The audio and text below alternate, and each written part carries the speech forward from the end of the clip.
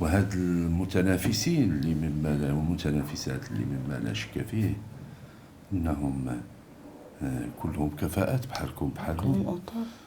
تتعرفي المنافسات تولد شويه الغضب، شويه القلق، ولذلك على عاتقنا جميعا، لا انتوما ولا حنا، باش ناخذوا بخاطر الاخوات والاخوان. الديمقراطيه والمنافسه ما تيمكن لها الا تعطي لنا العدد محدود، والكفاءات في الاتحاد الاشتراكي متعدده وكثيره، واحيانا خصكم تقولوها لهم بوضوح انه احيانا يعجز الانسان حتى على الاختيار. انا فيما يتعلق بلائحه الشباب، كل الذين حصلوا على تزكيه اللجنه الاداريه ب15 منهم كلهم انا بالنسبه لي متساوون.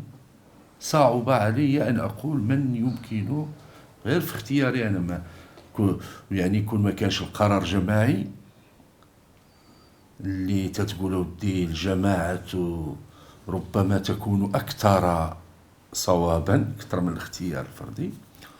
أنه كل ما كانش القرار جماعي والمداولات جماعية غادي يشعر الإنسان بشي إحساس بأنه ربما قد ظلم هذا أو ظلم ذاك.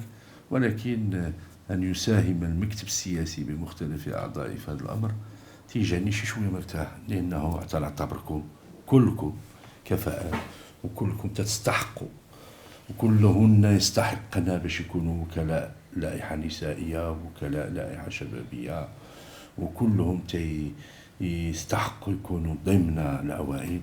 ولكن ترتيب فرض هادشي.